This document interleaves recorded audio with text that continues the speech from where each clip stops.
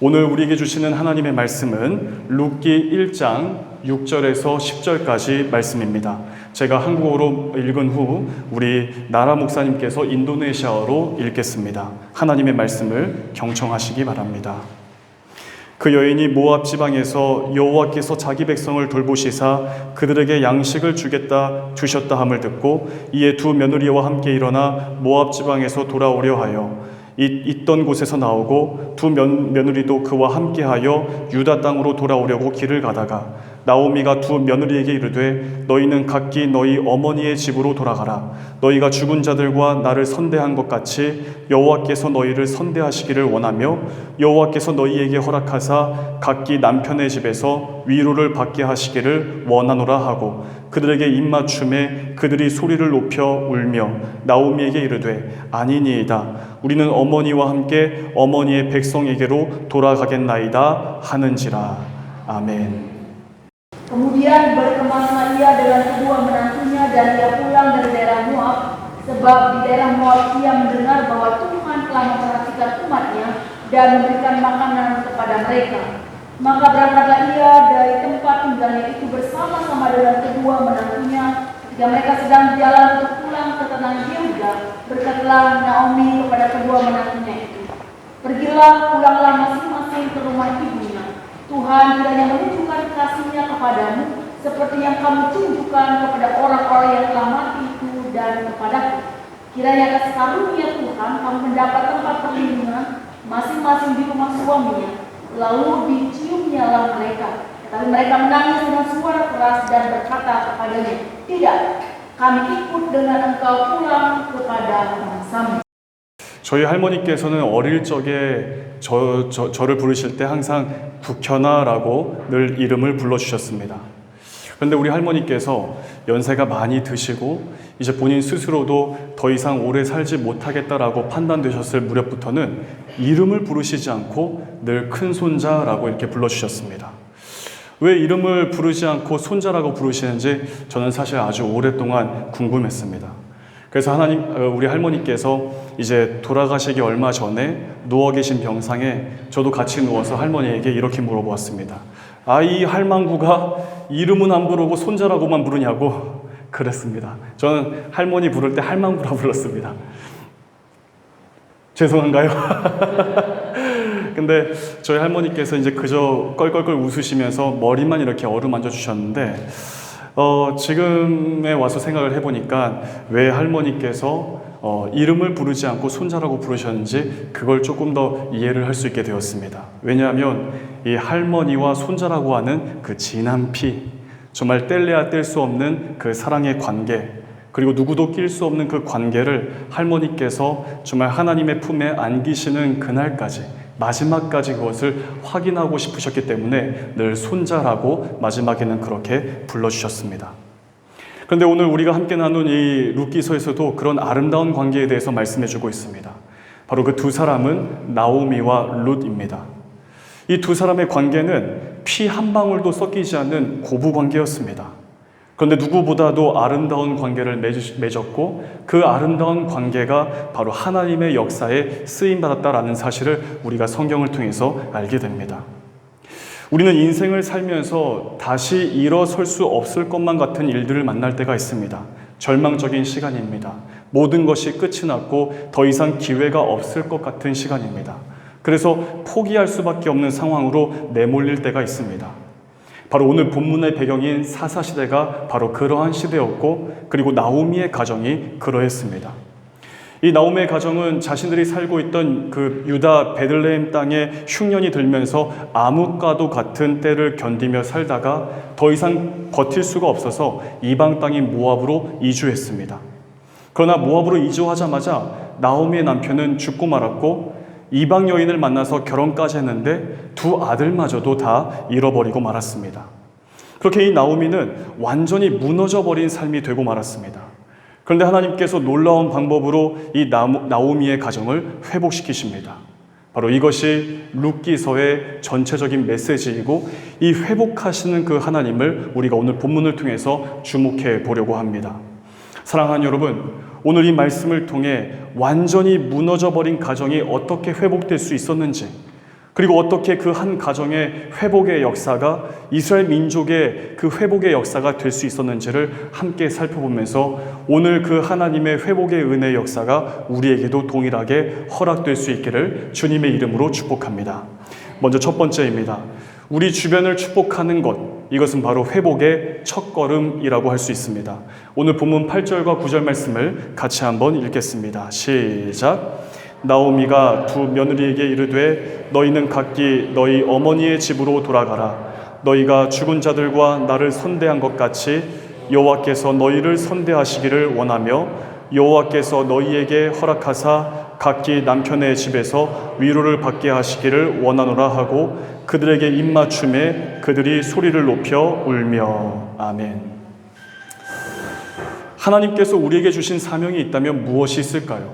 바로 그 사명은 복음을 전하는 사명, 또 우리 이웃을 섬기는 사명, 또 우리 주변을 정말 주님의 마음으로 화목하게 하는 사명이 있을 것입니다. 그런데 이런 여러 가지 사명들을 한마디로 표현하자면 뭐라고 표현할 수 있을까요? 그것은 우리 주변을 축복하는 사명이다라고 할 수가 있습니다. 앞서 말씀을 드린 것처럼 이 나오미는 모든 것을 다 잃어버리고 완전히 바닥에 주저앉은 인생이 되고 말았습니다. 그동안 살았던 이 베들레헴 땅에 기근이 들면서 나오미 가정은 모압 땅으로 이주하기로 결정할 수밖에 없었던 것으로 보입니다. 그런데 그곳에서 이 나오미는 남편을 잃었고 두 아들까지 다 잃고 말았습니다. 이 고대 근동 사회에서 남편이 없고 심지어 아들조차 없는 이 과부는 사회적 약자였습니다. 굉장히 가난하고 힘들고 어려운 삶을 살아갈 수밖에 없었습니다. 이런 나오미를 볼 때에 떠올릴 수 있는 단어는 그렇게 많지가 않습니다. 절망스러움, 고통스러움, 괴로움, 막막함, 이런 어두운 단어들 외에는 다른 단어로 표현할 수 있는 방법이 없습니다. 그러나 이 나오미는 자신의 삶이 굉장히 절망스러운 상황 가운데 처해 있었지만 오늘 본문을 보게 되면 자신의 두 며느리를 축복하고 있는 모습을 보게 됩니다. 보통 사람들은 모든 것을 잃게 되면 어떻게든 하나라도 움켜쥐려고 합니다.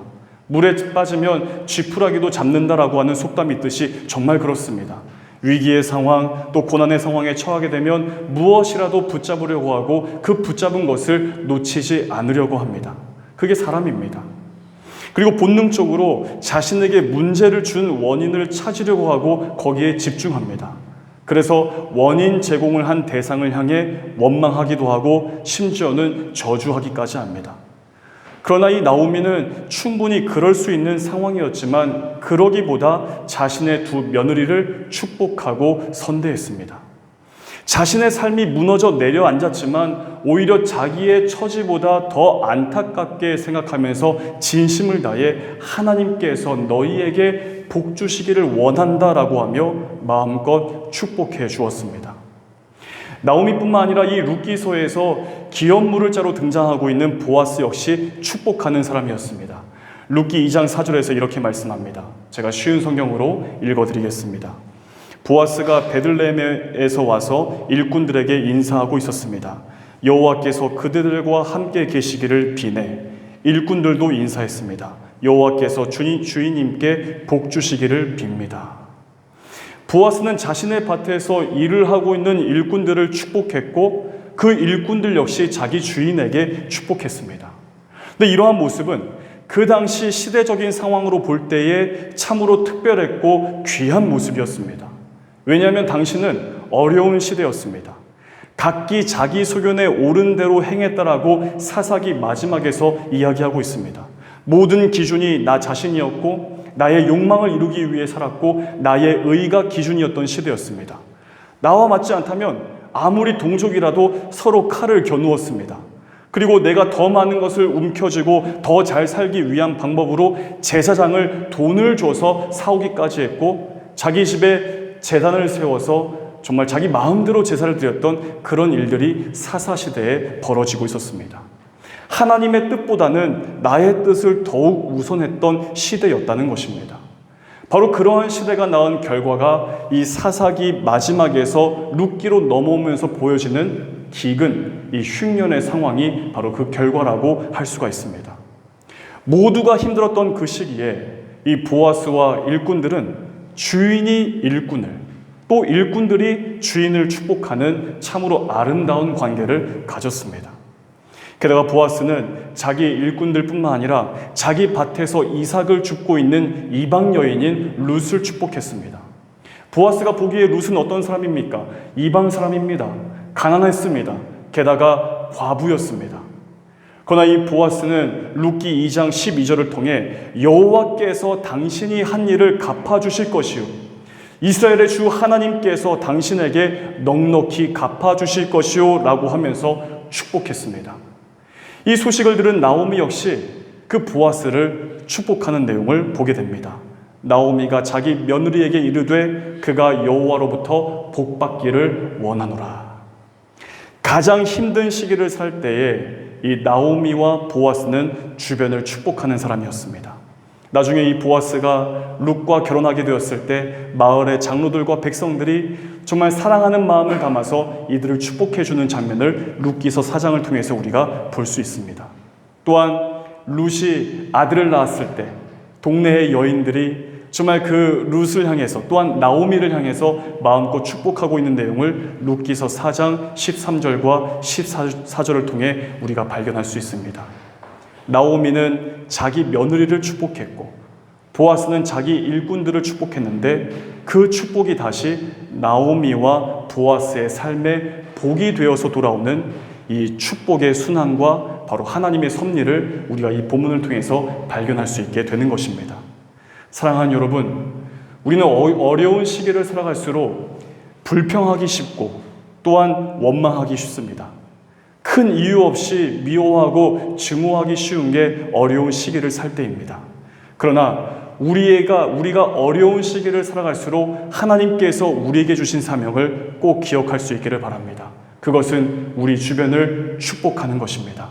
우리 이웃을 축복하고 우리와 함께 살고 있는 발리 사람들을 축복하고 심지어 나에게 원수 같은 사람들일지라도 정말 주님의 마음으로 그분들을 위해서 축복하는 것 바로 우리의 사명입니다.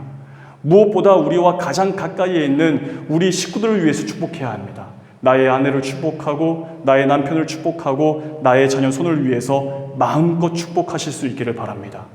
그리고 무엇보다 중요한 것은 우리가 함께 예배를 드리고 신앙생활을 감당하는 우리 교우들을 위해서 축복하는 것입니다. 잠깐 눈을 뜨시고 옆에 바라보시면서 축복하겠습니다. 축복합니다. 사랑합니다. 예. 이런 축복하는 일에 조금도 인색하지 않기를 바랍니다. 주변을 축복하는 그 사명을 감당할 때 오히려 그 축복이 나의 가정을 회복시키고 우리 주변을 회복시킵니다. 이 사실을 믿으며 우리에게 허락하신 그 축복의 기회를 놓치지 말고 마음껏 축복하며 살아가는 행복한 성도들 다 되시기를 주님의 이름으로 축복합니다. 두 번째로 이 회복의 완성은 사랑하는 것입니다. 하나님께서 룻기서를 통해서 우리에게 주시고자 하시는 말씀은 바로 사랑의 기회를 놓치지 말라는 것입니다. 여러분, 사랑한다는 것은 무엇일까요? 이 사랑한다는 것은 상대방의 입장에 서는 것입니다. 그리고 상대방의 마음을 헤아리는 것입니다. 영어 단어 가운데 like와 love라고 하는 두 단어가 있습니다. 이 두 단어는 사랑하다, 좋아하다라고 하는 공통적인 뜻을 가지고 있지만 여기에는 아주 분명한 차이가 있습니다. like는 내가 기준인 사랑을 뜻합니다. 내가 좋아하고 내가 사랑해야 하고 내가 원하는 그런 나 중심적인 사랑을 like라고 한다면 love의 기준은 나에게 있지 않고 철저하게 상대방에게 있는 것입니다. 사랑의 기준이 나에게 있지 않고 상대방에게 있기 때문에 얼마든지 사랑하기 때문에 참을 수 있고 사랑하기 때문에 견딜 수 있고 사랑하기 때문에 용납할 수 있고 사랑하기 때문에 믿을 수 있고 사랑하기 때문에 서로를 희망할 수 있는 것입니다. 그래서 그 사랑을 나누면 나눌수록 그 사랑의 크기는 점점점 커지는 것이 바로 love, 이 단어가 가지고 있는 사랑의 뜻입니다. 나오미는 모든 것을 잃었습니다. 자기 인생 하나만 지탱하며 살기에도 버거웠을 인생이 바로 나오미였습니다. 그러나 이 나오미는 자신과 가장 가까이에 있는 두 며느리를 먼저 생각했습니다. 그래서 축복을 했는데 그 축복의 동기가 8절에 기록되어 있습니다. 너희가 나와 죽은 내 아들을 잘 보살펴 주었으니 모압 땅에서 살 때에 며느리들이 자신을 사랑했던 것을 기억하면서 지금 베들레헴까지 함께한 룻을 나오미가 사랑했다라고 그 동기를 이야기해 주고 있는 것입니다. 그럼 나오미의 사랑의 방법은 무엇이었을까요? 자신의 권리를 포기하고 룻의 입장에 서서 룻을 위하는 것이었습니다. 기업물을 자로 등장하고 있는 이 보아스는 나오미의 남편인 엘리멜렉의 친족이었습니다. 나오미와 같은 유대인이었고 무엇보다 남편의 친족입니다. 나이도 큰 차이가 없었습니다.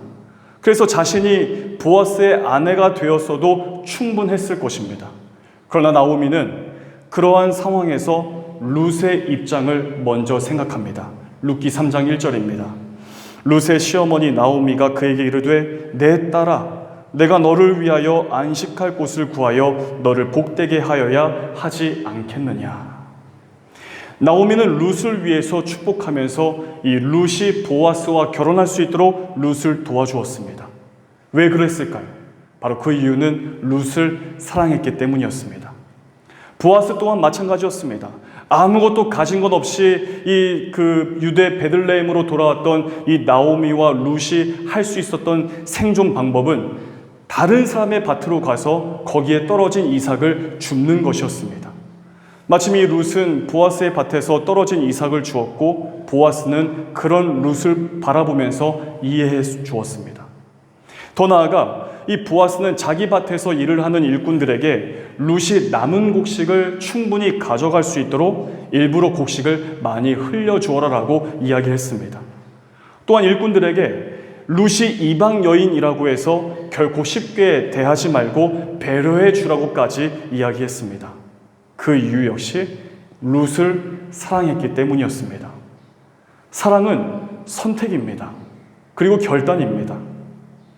나오미와 룻, 이 피 한 방울도 섞이지 않는 관계이지만 사랑으로 이루어진 아름다운 관계입니다.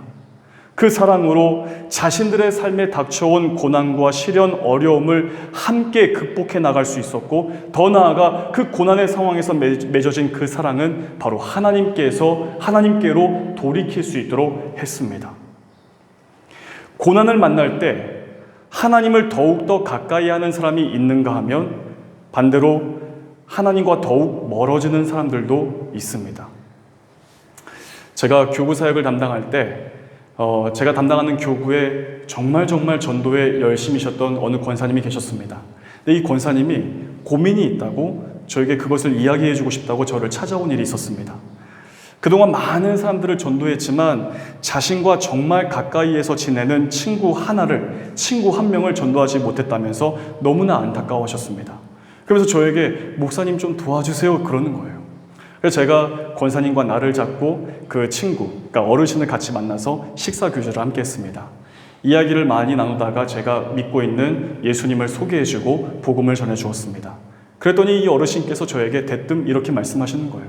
목사님, 내가 왜 예수님을 믿어? 내가 왜 교회를 가? 목사님, 나 아쉬울 것 하나도 없는 사람이에요. 나 부자야. 나 남편도 잘 살고 우리 딸과 아들도 아주 잘 살아요. 내가 뭐가 아쉽다고 교회 가고 뭐가 아쉽다고 예수님 믿어요? 그러는 거예요. 그래서 제가 뭐라고 얘기했을까요? 저는 가난합니다. 돈이 별로 없습니다. 그러니 종종 밥을 사주십시오 하면서 몇 번 더 만났습니다. 만나면서 이제 복음을 전하고 했었는데 그로부터 이제 몇 개월이 지나고 나서 어느 날 이 어르신이 눈물을 흘리면서 교회로 찾아오신 거예요. 그래서 제가 만났더니 목사님, 올 수 있는 곳이 어디입니까? 나에게 좀 알려주십시오라고 하시는 거예요. 그래서 제가 지하에 기도실이 있으니 거기에 내려가서 마음껏 울다가 올라오시라고. 그래서 한참 동안 울다가 올라오셨는데 제가 물어보았습니다. 무슨 일이 있으십니까? 물어보니까 목사님, 내가 최근에 병원에서 검진 결과를 받았는데 폐암 말기입니다. 병원에서 3개월밖에 살지 못한다고 나에게 이야기해 주었습니다. 너무 슬픈데 눈물을 흘릴 수 있는 곳이 없어요. 집에서 울자고 하니 내 남편이 걱정하고 아들과 딸이 걱정할까 봐 울 수가 없습니다. 친구들 만나서 하소연하면서 울자고 하니 그것도 한 번, 두 번이죠.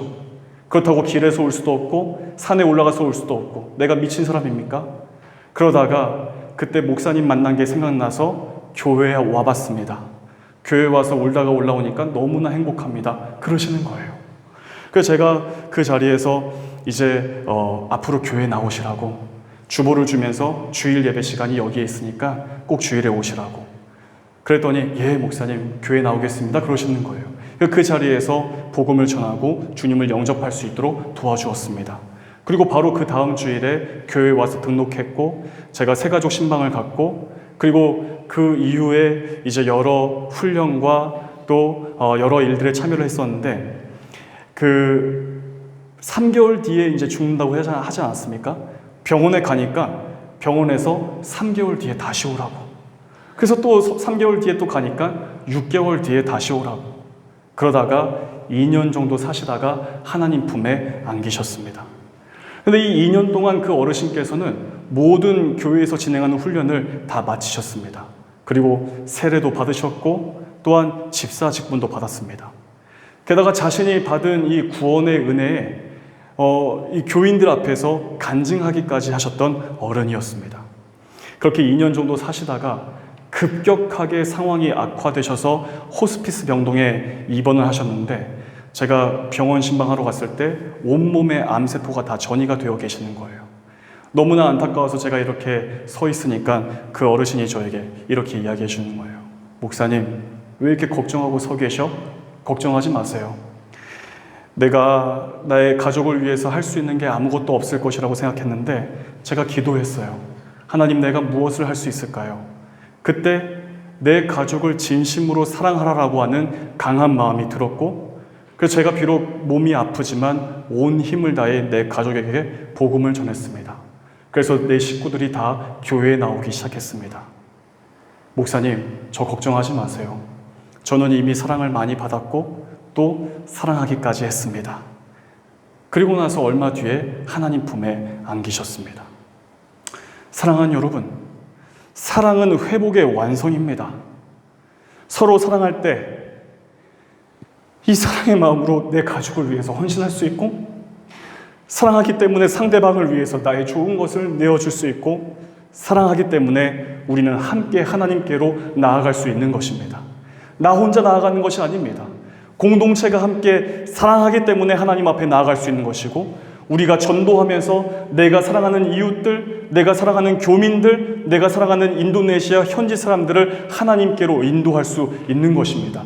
그런 면에서 봤을 때 사랑은 회복의 완성이라고 할 수가 있는 것입니다. 사랑하는 여러분, 사랑할 수 있는 기회를 놓치지 마십시오. 사랑하십시오. 우리가 우리의 식구들에게, 우리 이웃에게 할 수 있는 가장 최고의 사랑이 무엇이라고 생각하십니까? 돈을 주는 것? 아닙니다. 복음을 전해서 나와 같이 하나님을 믿게 하는 것, 이것이 우리가 할 수 있는 가장 최고의 사랑인 줄로 믿습니다. 이 가정의 달, 우리의 가정을 더욱 사랑하시면서 하나님께로 나아갈 때 하나님께서 우리의 가정을 회복시키실 것입니다. 그리고 우리의 가정을 통해 우리의 공동체를 회복시키시고 우리 공동체를 통해 우리의 민족과 지금 우리가 살고 있는 이 발리 땅이 회복될 줄로 믿습니다. 이 사실을 기억하면서 언제나 축복하시고 언제나 사랑하며 살아가는 우리 모두가 되시기를 주님의 이름으로 축복합니다. 기도하겠습니다. 하나님, 우리에게 허락하신 그 귀한 사명, 주변을 축복하고 나의 가정과 나의 이웃을 사랑하며 살아가는 저희들 되기를 원합니다. 우리가 할 수 있는 최고의 사랑, 바로 복음을 증거하는 일임을 믿습니다. 이곳 발리 땅에 살면서 교민을 마음에 품고 전도하게 하시고 더 나아가 하나님 나라를 위한 선교에 같은 마음으로 힘쓰도록 인도하여 주시옵소서. 그러한 사명을 감당하며 살아갈 때 우리의 삶과 우리의 가정과 우리 공동체와 우리의 민족과 우리가 살고 있는 모든 삶의 현장이 하나님의 나라로 회복될 것을 믿습니다. 모든 것을 맡겨드리오니 우리의 삶과 함께하여 주시옵소서. 모든 말씀 예수님의 이름으로 기도하옵나이다. 아멘. 우리 다 함께 일어나셔서 결단 찬양 오직 주만이 찬양하시겠습니다.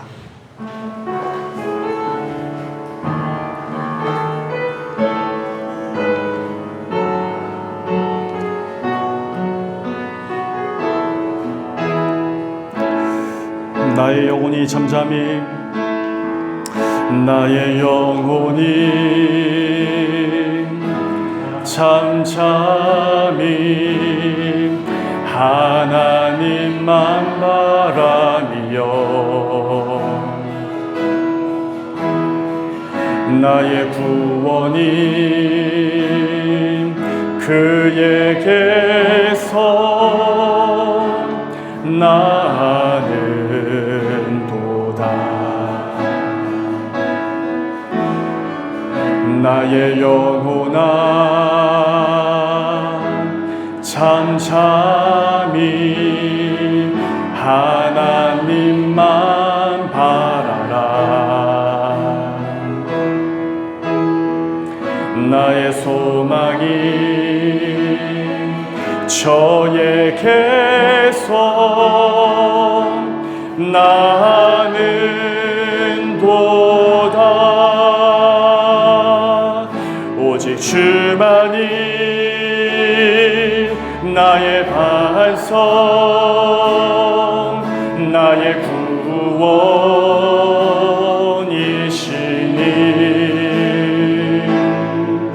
오직 주만이 나의 산성 내가 요동치 아니하리. 나의 영혼이 간절히 나의 영혼이 간절히 여호와를 갈망하며 나의 입술이 여호와를 찬양하리. 나의 영혼이 즐거이 나의 영혼이 즐거이 여호와를 따르리니 나의 평생에 여호와를 송축하리.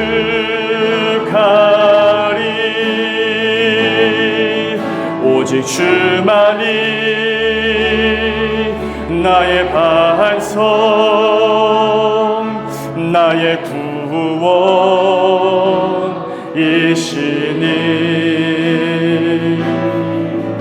오직 주만이 나의 산성 내가 요동치 아니하리. 우리 이 시간 우리 가슴에 손을 얹고 잠잠히 기도하고 나아갔으면 좋겠습니다. 우리가 주변을 축복할 수 있는 것, 우리 주변을 사랑할 수 있는 것, 우리의 소망이신 우리 하나님 안에 견고하게 서 있을 때 가능한 줄로 믿습니다. 하나님, 내가 축복하는 사람이 되기를 원합니다. 내가 사랑하는 사람이 되기를 원합니다. 나와 가장 가까이 있는 나의 가족들, 나의 교우들, 나의 이웃을 위해 축복하고 사랑하는 저희들 되게 하여 주시옵소서. 이런 마음을 가지고 우리가 잠잠히 이 시간 함께 기도하겠습니다. 하나님 아버지, 우리가 오늘 이 거룩한 예배를 드리면서 우리에게 주신 말씀을 기억하기를 원합니다. 하나님, 우리가 축복하는 사람이 되기를 원합니다. 사랑하는 사람이 되기를 원합니다. 우리 주변을 축복하게 하시고 우리 주변을 사랑하게 하시고 무엇보다 가장 가까이에 있는 나의 가정을 주님께서 기뻐하시는 대로 축복하며 사랑하며 세워나가는 저희들 되게 하여 주시옵소서. 하나님 아버지, 축복할 수 있는 기회, 사랑할 수 있는 기회를 주셨사오니 그 기회를 잘 붙잡으면서 늘 사랑하며 살아가는 저희들 되게 하여 주시옵소서. 이제는 우리 주 예수 그리스도의 은혜와 하나님의 사랑과 성령님의 함께하심이 어버이 주일 예배를 드리며 우리 주변을 축복하고 사랑하며 우리 가정을 하나님의 은혜로 회복하기를 소원하며 나아가는 사랑하는 모든 성도들 머리 위에 우리 발리하는 교회 모든 교우들, 속해 있는 가정과 하는 모든 사업 위에 발리 분강과 한인회 교민들, 그리고 현지인 직원들, 현지인 목사님과 한국인 선교사님들, 육신의 질병으로 고통 가운데 있는 환우와 그 가족들 위에, 그리고 관광객 성도님들 위에, 이제부터 영원까지 함께 하시기를 간절히 축원하옵나이다. 아멘.